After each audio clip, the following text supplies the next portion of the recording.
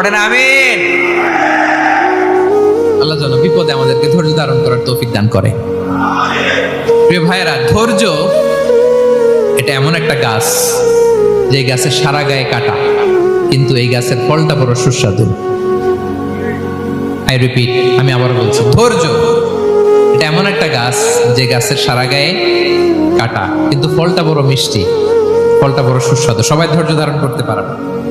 বিষ্ণু ইসলামকে আল্লাহ তাআলা নানা সময় আশ্বস্ত করেছেন, সান্ত্বনা দিয়েছেন, আর ধৈর্যের বাণী শুনিয়েছেন। আল্লাহ বলেন, ফাসবির কামা সাবারা উলুল আজমি মিনার রাসূল। নবী হে, আপনার আগে দৃঢ় প্রত্যয়ী নবীরা যেরকম ধৈর্য ধারণ করেছে, আপনিও ধৈর্য ধারণ করুন। সূরাতুল মুজাম্মিল আল্লাহ তাআলা বলছেন, ওয়াসবির আলা মা ইয়াকুলুনা ওয়াহজুরহুম হাজরান জামিলা।